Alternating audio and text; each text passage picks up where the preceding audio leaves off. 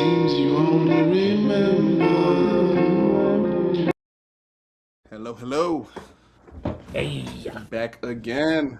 Um, this week we're just going to double down on the questions. So no album review this week, but mm, next week we definitely will have one.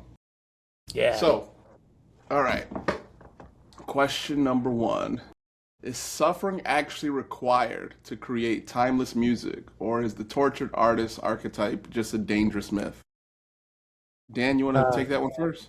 sure. Well, I was thinking about this. I mean, right off the bat, I want to say, no, it's of course not required. I mean, a lot of great art is fictional.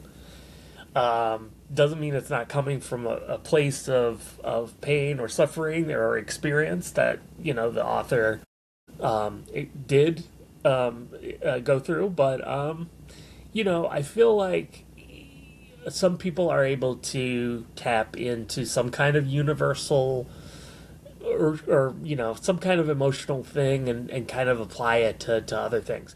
But but the more I think about that, I also think like I do think that listeners can detect a if the artist is authentic or sincere or is able to channel some sort of emotional quality that I think can resonate.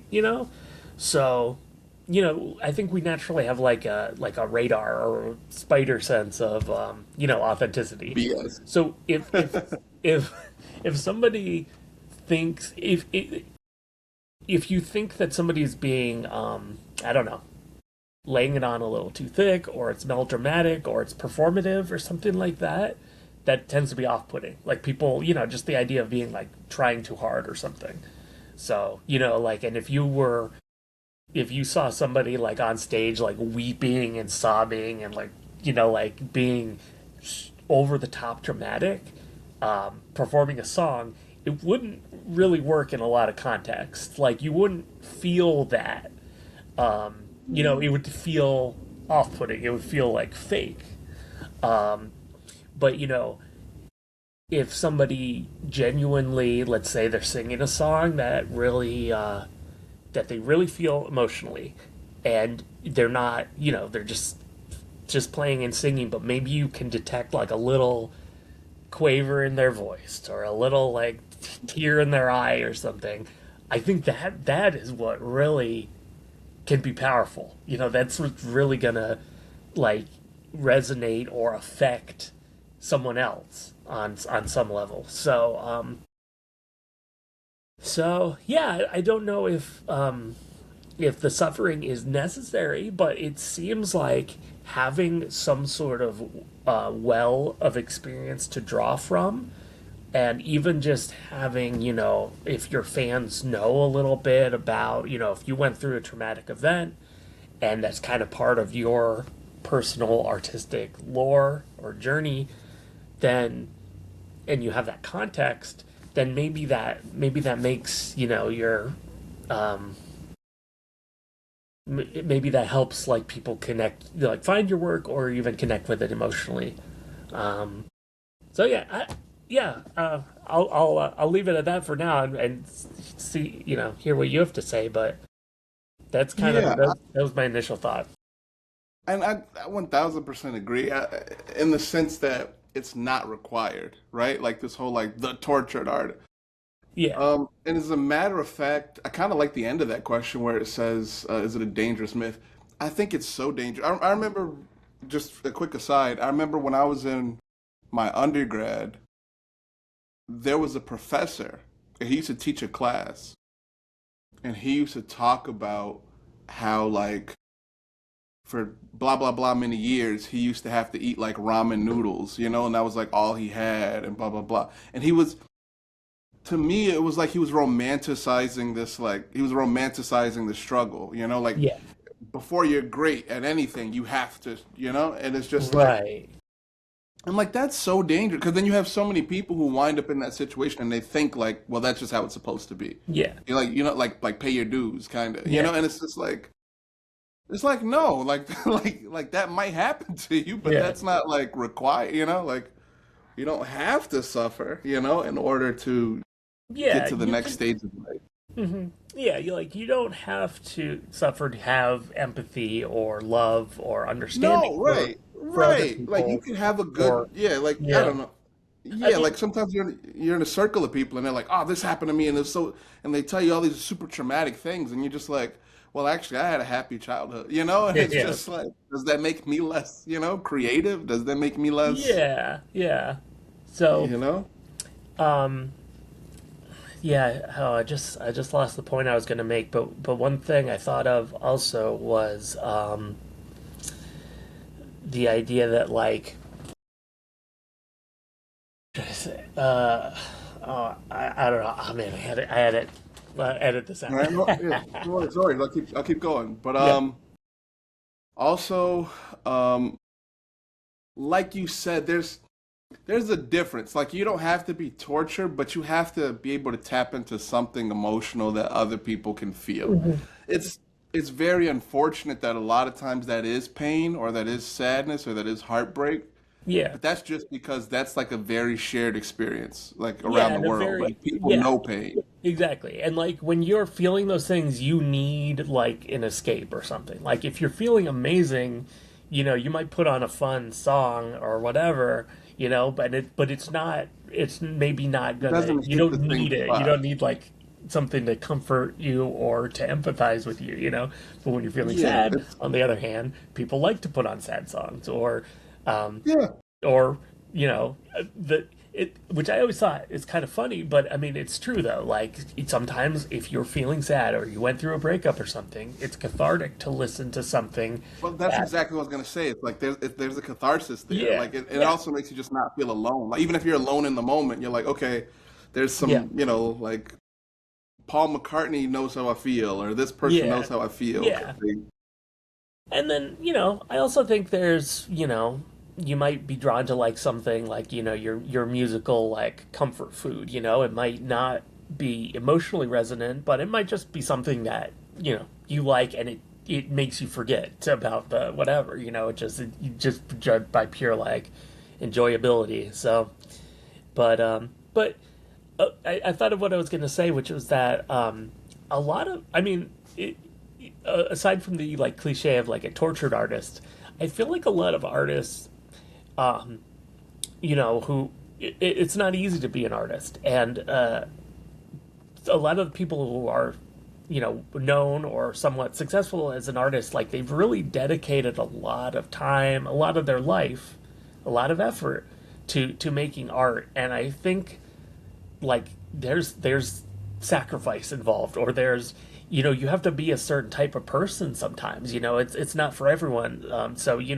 just to pull like the most or one of the obvious examples is like a Kurt Cobain or somebody who is very very sensitive. Like he was a sensitive guy, and like he made hard music, that and tortured music even sometimes, but it it came from a place of like a genuinely like empathetic person, a person who experienced like pain and like even like physical pain that he was in. Like he had stomach issues and stuff like that, and just also being like you know having some sort of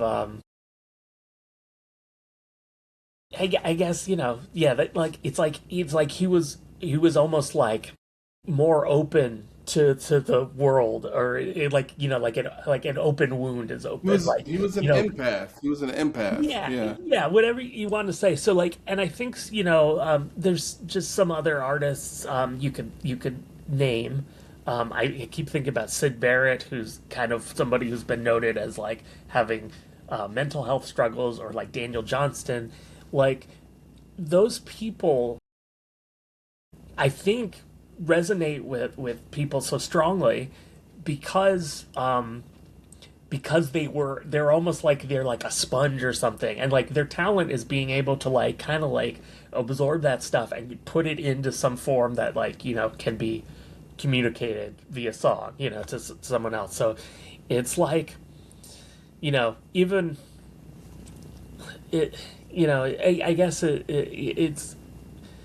can be looked at as like a struggle or something, but I kind of feel like maybe maybe some artists are just have like that kind of like ability to communicate, and maybe they are like a person who is in some ways like extra receptive to to The to universe. yeah, to the universe, or to maybe to pain, or somebody who's just like extraordinary in some way, like an extreme example, somebody who like they are suffering, but they also have this ability to like channel it into something creative, and maybe they have to, maybe they have to do it because that's like all they can do to survive, you know so someone like that, there's no question like their authenticity in those feelings, and that's why they feel real when you hear them.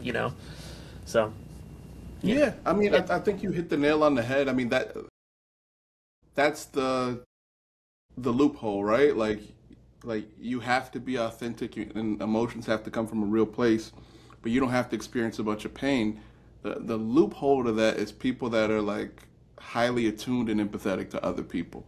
yeah, Because you can have a friend, and be like, man, like, like I could see my friends going through it and convey that message, huh. or like, I don't know why I'm thinking of this song. I know this is controversial, but this is on my brain. But like, the Pearl Jam song, Jeremy, where it's like, I know that was kind of like an amalgamation of like what Eddie Vedder actually experienced as a child, as well as like a news posting of a kid who, actually Gotcha. did, something to himself. So like that's a prime example where it's like that wasn't necessarily born from like his pain, but it was born from like, Right. oh Yeah. man, that's sad, Yeah. Like, oh yeah, like like this that hit situation's him sad. in such a way that he was. Yeah, and I find that to be a really emotional song, especially paired with the video, is powerful. Well, yeah, yeah, yeah. I mean, yeah, It, and that's kind of why I brought that up, just to be like, I don't know, on some level, everyone can relate. Like, like I understand school pressure because I was a person who went to public school. Like so I can understand that even if I didn't experience anything to the level of that, like I could be like, oh man, like I could yeah. feel something for Yeah. that. Yeah, yeah. That's a great point.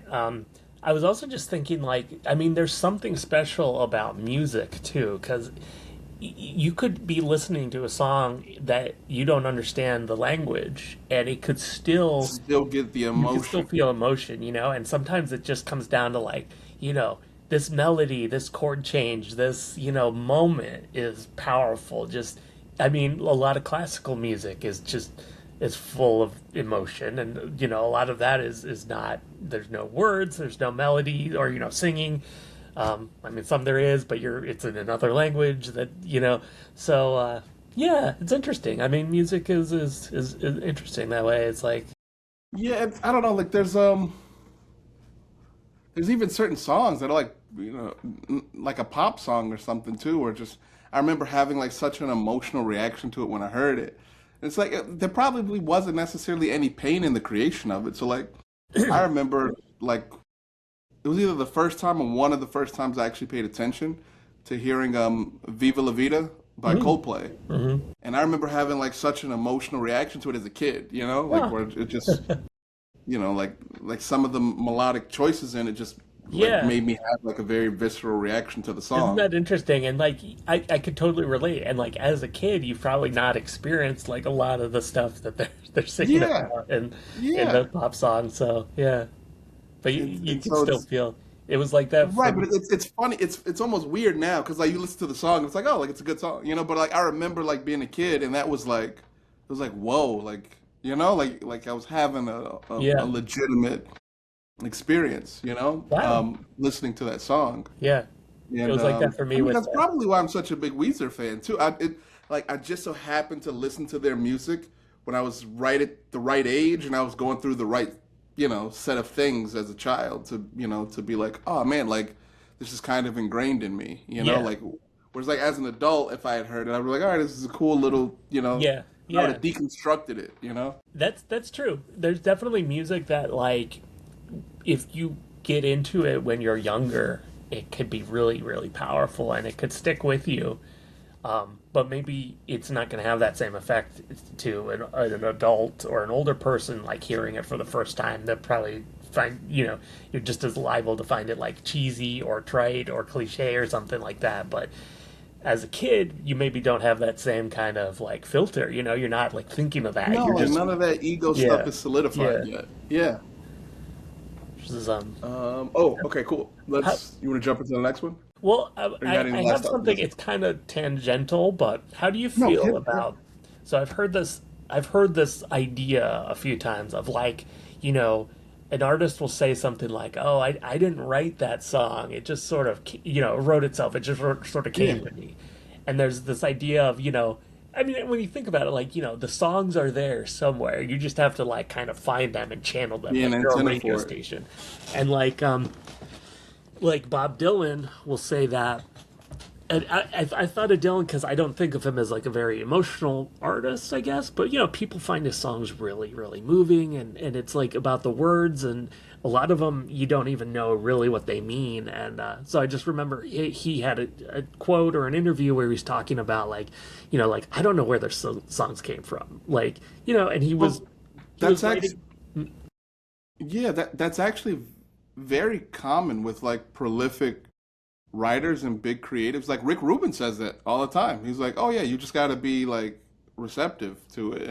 Yeah. And I think that there's a certain level of truth to that because there's also stories of like some artists who are recording or doing something very similar to something else that came out around the exact same time. Mm. And I mean, you could chalk it up to like, oh, like they're probably like influenced by the same things.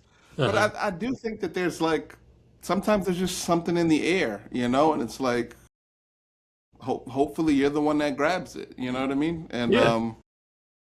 yeah, there's so many artists. I don't want to misquote, but I'm pretty sure that Bowie has said that too Mm. before, where it's like, like not necessarily sure where something came from. Yeah. The, Um, yeah, that's like a common Um, thing. there's a Radiohead song too where Tom York said was like, "Oh yeah, like we didn't write that song like that." It's the song "Street Spirit," which is the last song on the Bends, and that's a Uh-huh. really powerful song, and it's it feels like it is an emotional song, I mean, he's got that voice and the way he's singing that song and just the chord changes and just like the melody and stuff. It's just it is moving, so it's interesting to hear him say like, yeah, that just happened, It that just just came came to us out of that way. nowhere. Yeah, Like we did, yeah, and I believe it.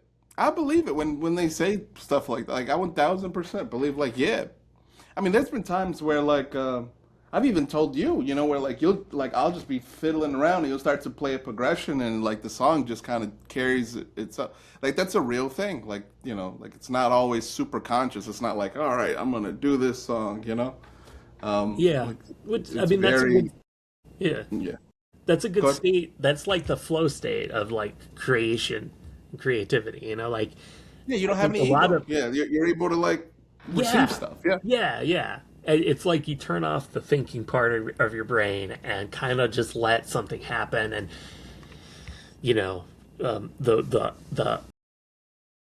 uh, the after that, then you can like maybe arrange it or figure out how you want to record it or perform it or whatever. But there might be this raw idea that just kind of you don't know where it comes from, which is I always find it funny. I mean, this is another thing that it might be like a cliche, but like the idea of people always ask artists like, "Oh, where do you get your ideas?" And like there's never a good answer for that. It's always just like, "Oh, like I'm just strumming a guitar while watching TV," or I misheard something and it gave me an idea, and Yeah, and the you know way that came out just yeah, but lined there's up no well. like you don't just like, okay, I'm gonna come up with an idea. What do I want to write a song about? You some people do that, I'm sure, but like a lot of the songs that we listen to, I don't think are like that. I think it's more like this song just happened to me. This song just it wrote, it was written. I channeled it. I made it happen, but there wasn't a any conscious like reason. It occurs. Yeah. So Yeah, I don't know. Just from a more grand, I guess, perspective, I kind of love that about music. Going back to our conversation of like, and maybe we'll ask this question formally on another episode, but I don't think anybody can own music. When someone's like, I made that, it's like there's a certain level of it that you just were a conduit for. It's like you heard it and you liked it. Like the most ownership you could take of a song sometimes is like I liked what I heard and I did yeah, it. But that's like yeah, you didn't necessarily write it. yeah. Um, yeah, but I guess that'll be my final thought on that one. I know we got Cool. a few more questions we Okay. got to burn Well, we through. solved that one. What's next? Hit me. All right. At what point does dedication to mastering an instrument cross the line into unhealthy obsession? Unhealthy obsession. Uh, uh, uh, you know, um, some people. It really depends on your goal. I mean, there are people who are just you want to be the best technically that you can be, the fastest or What does whatever. that even mean? Yeah, I don't Yeah. know. But yeah, it really depends on, I guess, on your goal. For some people, that's maybe music is more like it's a sport. For some people, music is more like a craft or a hobby, and for some people, it's more like a bearing of their soul. There's a lot of different levels. Yeah, I mean, I can't relate to I make music, but I can't relate to the people who really practice the technical playing part of it as much, because for me it's like a means to an end. It's like as soon as I knew two chords, I was writing a song Write a with song. them, and you know but I don't know.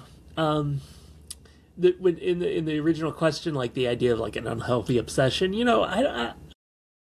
it's interesting because like there are there are like physical limitations to playing music, and you can you could have an injury that from playing, you could have like a Yeah, repetitive that stress prevents injury. you from, yeah. Yeah. Or you could just get older and not be able to do things as fast anymore or whatever. I find that really interesting, and just, what it must be like. Like, what if you've practiced all your life to be like the best like violinist, and like suddenly, you can't play, and it's just because of like the tendons in your wrist or something. It's really interesting to I mean, that's Jason Becker's story, basically. Yeah. really. Yeah, you know, man, what's his name? David Lee Roth. David Lee Roth, had his own band, the David Lee Roth Band, after Van Halen, and he had Steve Vai, and then Jason Becker. It's a young musician.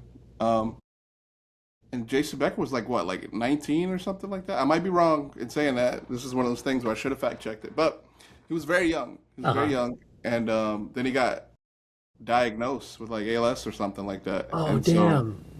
Yeah, but he was like technically speaking, like he was like 19 and he was like, Yeah. I don't want to Isn't say it? he was at Steve Vai's level, but like, damn, he was close enough that he was able to. That's And crazy. so Yeah. I don't know. For me, I think the minute that it takes your joy, it's unhealthy. It's called playing guitar. Yeah. It's called playing, well, not just guitar, I'm sorry, Yeah. this applies to everything, but it's called playing an instrument, Uh-huh. right? Like the verb that we're utilizing there is playing. Like it's something that we're not supposed to understand, and they're supposed to be happy accidents, and they're supposed, and especially I think our age, like the age that we live in, is a perfect summarization of that. There's so many people that are extremely technical, like shred culture and all of Yeah. that, and it's like I'm not against it entirely. Like there's like Children of Bodom or something like that. Like there's instances where it's done beautifully in multiple genres of music. But at the same time, I always think of like Steve Vai's "Tender Surrender." If you've ever heard that song, like it's there's a lot going on, but it has a through line. I could follow it. It's Mm. like Hmm. there's something there instead of like Yeah. and it's just like that to me. It's like I can tell when somebody's playing like what the goal was. Mm. It's Hmm. like I'm trying to showcase to you. It's the exact opposite of what we were just talking about at the end of the last question, where it's like when you're a conduit, like you've taken all the ego out and you're able to be a vessel for music because it's not about you. Like that super technical mastery is the exact opposite. It's like, look at me, look how intricately I can play the instrument. You know what I mean? Like it's the exact opposite. It's like Guitar Hero and getting 100% at it on a song, and like you're not really playing the song, but it's just kind of like the memorization and the muscle memory. Yeah, and that's all it is. It's rote memorization. Yeah, and so I think yeah, there are definitely people that approach music like that. I mean, there's people who sit in their rooms and play Metallica solos to get them perfect, every time. They might not play live, they might not write their own songs. It might just be, you know, a thing that they do. it's it's not creative. It's more. I don't know. I mean, it's not invalid for not being I creative. A mean, it lot of could be people have hobbies meditative, that. I guess.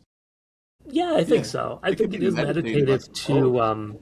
it is meditative, like anything that is that you can just practice and repeat on. I mean, even bicycling or something like that is meditative. So I think people, yeah, I think for some people that playing music is more like that. It's more like here's a set of rules, here's a set of things that you can do, and you can get really good at those rules and really good at memorizing and executing what are essentially just directions, like instructions. Yeah, yeah. So yeah, that's it's definitely a skill.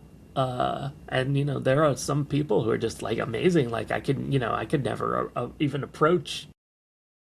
I have trouble playing a song that has four chords or three chords. Like the I know it and I I could don't work. think that's true all the time, folks. I think Dan is being extremely humble. It's hard. I mean, like, I will make a mistake on a three-chord song by switching to the wrong He is chord. a And like, wizard on bass. I will not let him slander himself like this on well, this podcast. He's very I good. I don't know how people can do it, to me, like playing a song without making a mistake is always something to celebrate. Like, wow, like, this is cool. What's a mistake though, Dan? Like Well, yeah. if you But I mean, okay, I'll say maybe like dropping your instrument in the middle of the mm, performance is a mistake. yeah. No, that I I don't know. I mean, try not to think about it like that. I think that's the only for me, I think that's the only reason, because I'm a very logical person. That's the only reason why I feel like I don't necessarily get nervous playing in front of other people or anything like that. For that one reason, like if so it's kind of like self-delusion, I guess. If I didn't believe that, if I didn't believe that, I would probably get extremely nervous playing in front of people. But for me, I don't care about making a mistake because I don't perceive it as a mistake. I perceive it as like, oh, like this is just naturally what yeah. occurred at that moment. That That doesn't mean like be lazy and don't like, yeah. figure Yeah. out what it is you're doing. Yeah. But I think Victor Wooten said it best. I think he did like an interview and they were asking him like how much did you practice as a kid and blah blah blah. And he's like, I've never practiced. He's like, I just play. He's like, that's Yeah. all you do. Like you That's play what the instrument. that I heard Ringo Starr say something similar too. Like I love that. It also reminded me of somebody asked Tom Waits what his first instrument was, and he's like, "Oh, a box," like, and that's kind of that's true. Like anything that can make a sound is an instrument. Any sound you make can be music. It's all I definitely believe that. Yeah, 100%. So Well, yeah, I mean, I don't know. That goes into the whole thing of like, oh, as a matter of fact, this actually leads perfectly into the next question. If you got anything else, I just, go okay, bring it. cool. Yeah, so like, it kind of goes into this whole thing where like, you have some people who put music on this high pedestal, or any art form really, or they're like this elite group of individuals can make art and nobody else can make art, or this elite trained group of individuals are the only ones who can play guitars and or play drums, and where it like further removes you from like humanity and like other people, when like that's Hmm. like Right. art and It's music like, and everything, it's all right down here with us. okay, yeah, it's like when like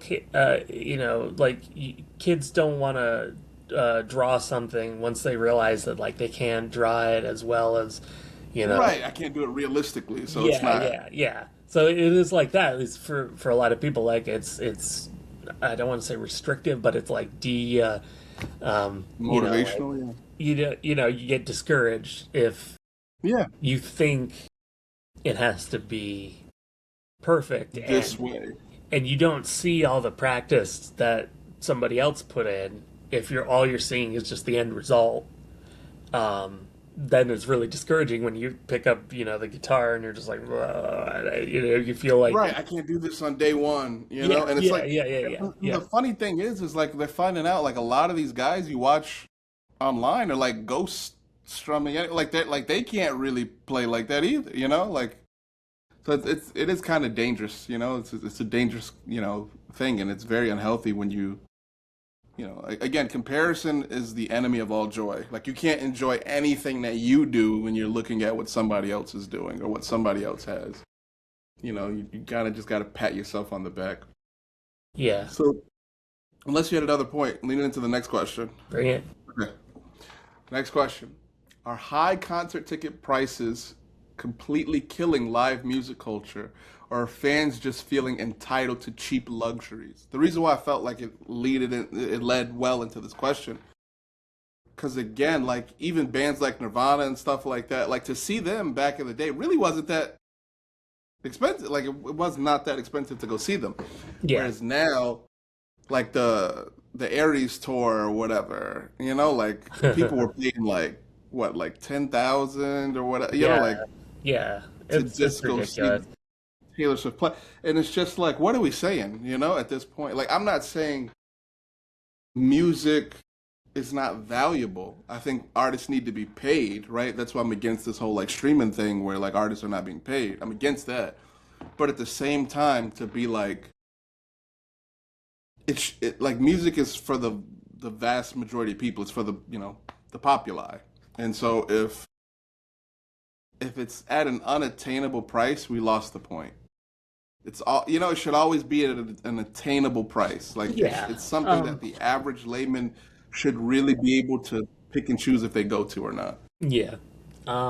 Yeah, I mean, it's kind of a symptom of a lot of things being broken with like, the music industry, the business side of things, and the fact that like Ticketmaster is a monopoly and has deliberately been adding, just slapping fees on everything, and then you've got scalpers, basically, grabbing up the tickets that are in high All the demand tickets before, because yeah. then they have the chance to resell them. So yeah, it's a lot of fucked up capitalism going on, and it's getting in the way of a fan who just wants to see Bruce Springs. Bruce Springsteen Yeah, play before he passes away, yeah. or like Paul McCartney or something. It's like, I get it. Like they're mega popular. Like everyone wants to see them, but um, you know, We it's need to still we like, need to bring back takeaway shows. yeah, it's hard. It's they I guess have to play in a big venue because of the demand, maybe, or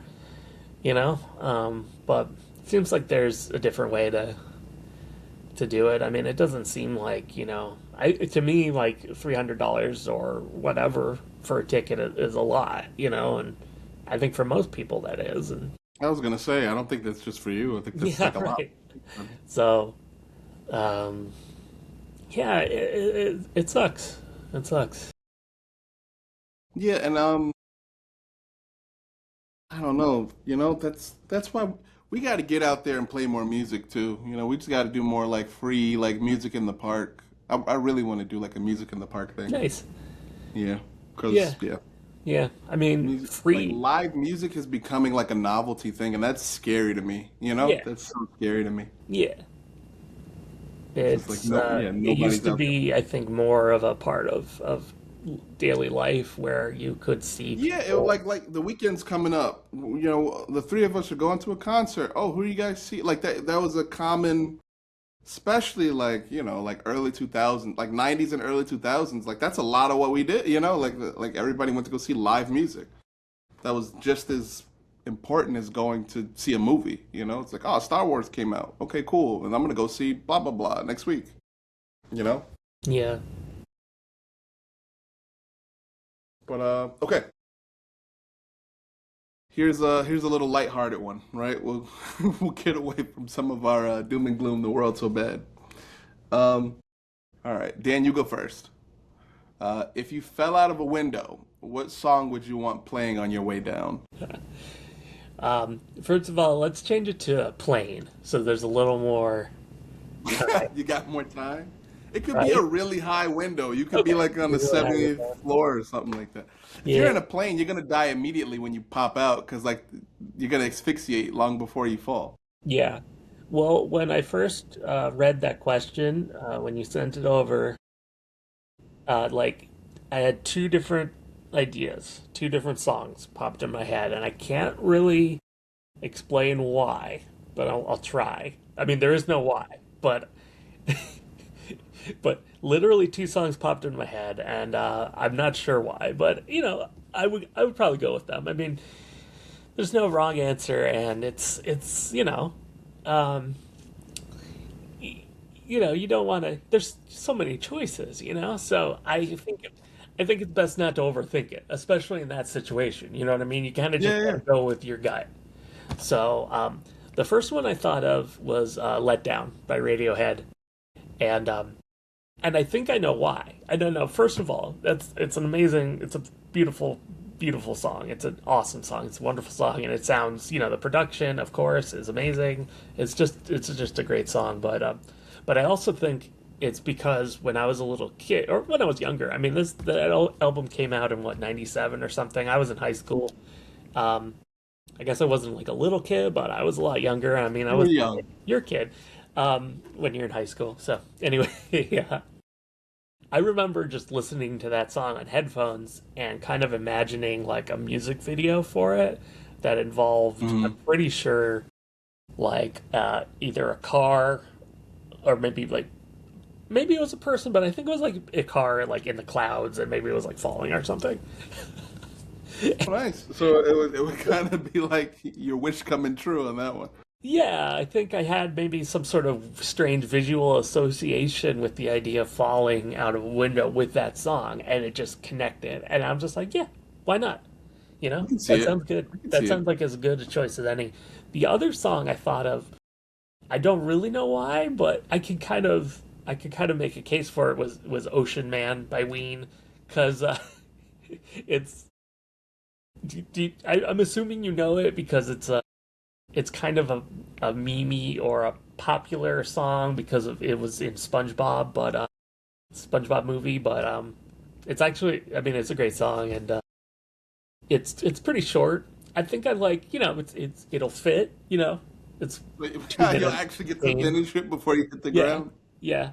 And it makes me happy. It's just such a good song. I mean, it's a song I always like to, I think it's too short, so um I think it would, I think it would help make that enjoyable, that that I don't The think I second, could be that like, upset or scared or anything, if I'm so falling. like a comfort song. Yeah, it would Yeah, like kind of comfort the there you experience. go. Yeah. So what about you?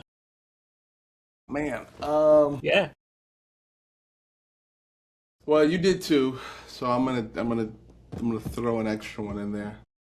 I remember when I got in my super bad car accident when my car flipped. Yeah. It was like a nerd song was playing. I didn't pick the song, but it was playing while the car was flipping. Right. Oh, geez. And it's crazy how like your brain processes stuff. I heard the song perfectly while I was flipping, you know? Yeah. So it's like you know, you probably really would, you know, people probably be like, "Oh, you're too distracted falling," but you probably really would be able to like listen it. I think your body's kicking into a state where it's like trying to survive. So it's like focusing on like everything that's going on. Right. You probably literally would be able to hear like however whatever the duration is of the song. Because I've just been in an experience like that where I am like midair, you know, and Yeah. you can Yeah. hear the song perfectly. That's amazing. So I think I'll just have to go with like favorites, you know? I think I'm just gonna have to go with my first bet would probably be like Island in the Sun. Hmm. Like, you know, no surprises there. I think I could flip to that, you know. It'll just be like exactly what you said. It'd kind of be like a comfort, you know? It just I don't know, I feel like in a really dark way it would kind of like wrap everything up, you know? You know, You kind of be like, "Oh, all right." wrap everything. Well, yeah, it's like the end credit song. It's funny, like the idea of like, do you ever see things, where it's like, you have a scene from a movie or something, you put different music over it, and it changes Yeah. like tone or whatever. Yeah, So yeah, of course.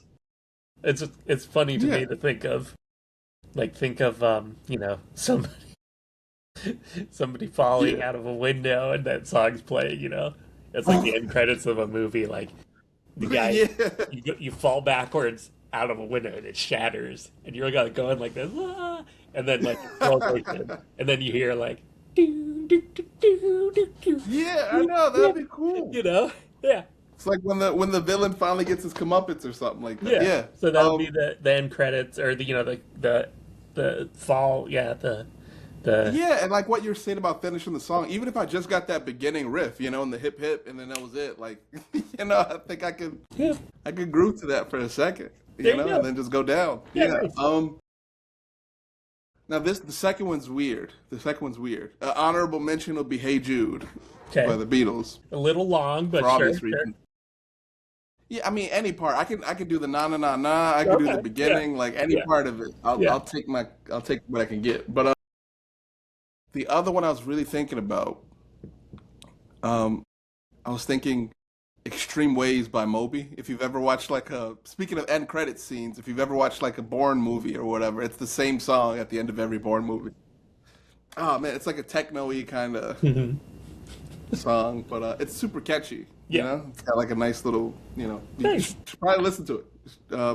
Good Extreme like Waves by Moby. action kind of soundtrack, or Well, yeah, it's got like a hero-y, action-y kind of like vibe to it. You know, it's just like a nice vibe. As a matter of fact, Moby songs are used in a lot of end credit scenes. So hmm, like, I think the song's called "Cool Hive" or something like that. Whatever. It's the interesting. end credit song for Scream, the first Scream movie. Hmm, Like same thing. It has the exact same vibe actually when I think about it. It's Extreme Ways. It's almost like an evolution of that song. But interesting. but yeah, that's the other one. It's like just kind of like some punchy techno, like just kind of like right, right before you land. Um, I was watching there's a Woodstock '99 documentary on streaming. I think it's on maybe it's on Hulu or something. Like Questlove was involved in Oh, producing it. It's good. I mean, it's kind of a harrowing kind of list. Like it's kind of the tragedy involved. It's like it's not a feel good kind of movie, oh, or okay. documentary. But I mean, it's fascinating, especially if you like '90s alt rock and stuff like that. I mean, the Chili Peppers were there. I know that's. Yeah, I'm a Chili Um, Peppers fan. I think the infamous thing about Woodstock '99 was basically Limp Bizkit inciting people to break stuff, and as is their wont. Mm, And there was a lot of logistical chaos and a lot of um, just general chaotic things. But anyway, but Moby's in it, and he makes some. He's like kind of one of the people they interviewed, I was watching it with April, and she's like, what kind of music does Moby make? Like, she didn't even know, and she was like, it's like metal or something. I'm like, no, like it's like techno, and I was trying to remember like one Moby song, and every song I thought of was actually Fatboy Slim, and I was like, I Yeah, guess I don't know. I guess I don't know any Moby songs. Like, I know what Moby sounds like, but maybe there's some songs I would like hear and be like recognize, but off the they're top of kind my of head, they're just kind of like catchy, like live in your head rent free. I mean, didn't he? Okay, now I'm remembering. Didn't he have one? I mean, I know a lot of his songs are based on samples or have a sample, but I know yeah, there's like a one very with like, loopy sort of thing. yeah, Yeah, I know that. I know. I kind of vaguely remember one of just kind of maybe there's an old timey, crackly vinyl kind of sample of a like a blues or soul type of singer, with the electronic. That's my impression of techno. yeah. I'd get more like what's the guy's name? RDJ2 or something like Oh, that. yeah, So, people know what I'm talking about. The go They did the Ghost Rider song or whatever. yeah. Oh, yeah. Like that it makes me think more of like that sort of vibe where it's like loopy, but it's got like bluesy undertones. Yeah, interesting. But yeah. Yeah, like old timey bluesy sort of deal going on. Uh, But yeah, I can fall out the window to extreme ways. Okay, nice. Good. Um Going back to your car accident, like if you heard that song, would it like trigger that memory or of you know, flying, slow motion What? So like, if I listen to the nerd song, yeah. I like. Here's the weird thing. So like, I can hear the exact line of the song that was going on. Like, I'll never forget that. I could hear it right in my head because I really truly thought I was dead. Like, I thought it was over at that point. Wow. So I'll never forget that. It's like, not even like I'm willingly trying to remember it. If anything, I would love not to. But Yeah. like, your brain is just like, remember this, you know? Um, Yeah. but at the same time, if I listened, I don't even know if I've listened to the song. I know exactly what song it is. I just can't remember the name of it, but I know it was a Nerd song. Which, for anybody who doesn't know who Nerd is, it's like Pharrell's like band. Like Pharrell has like an actual band that makes NERD. actual rock music. Yeah. So, anyways, so yeah, I just was like able to remember that. I can hear it right now. You know, I'm able to remember that like perfectly. But at the same time, I feel like if I listened to the song, I'd be able to like disassociate. You know, like I'd be able to. I don't know if I would enjoy listening to it. I think at a certain point in the song, I just feel like a fear. But Yeah. that's only because like my brain is associated with that. You know what I mean? Like I'm not thinking of the event. It's not taking me back to a memory. But I will probably have like a little shriek of like you're about to die. You know? Yeah. But A little dread. yeah, but Huh. it's like something deeper. It's more like emotional than like the song, you know? It just like Interesting. has I can count on one hand how many times I thought I was gonna die in my life. So it's like, like Yeah. it's more like more sits there than anything else. Interesting. But yeah, Cool. I know that's not necessarily a comfortable note, but but that's Fascinating. that yeah, that was our questions. We burned Yeah. right through them on time. As a matter of fact, we went 3 minutes over. Oh, boom. All You got right. any closing thoughts? No, just don't fall out of a window. If you can help it, I mean, don't willingly fall out of a window. And if you accidentally fall out of a window, then like tuck and roll and like hope for the best. I hope Do you it. ever hear about this guy? It's kind of a famous, unusual death. This guy, he fell out of a window, demonstrating that the window was unbreakable. So he would demonstrate by throwing Running. himself into the window. And here's the thing: the window didn't break, but the frame, like whatever was holding the window, did break. Oh So the window no! fell out, and so did he. So I don't mean to giggle at that, but it's kind of, did he survive? Did he live? no, Oh no! No, that's horrible. I'm yeah. sorry. Well, it goes to show maybe you should like throw a dummy or something into it Throw a just dummy. in case. You Yeah, know, yeah, yeah. Sack of can't put too much potatoes. faith in Windows. Yeah. But we'll leave you on that note, On that note, and yeah, see you next week.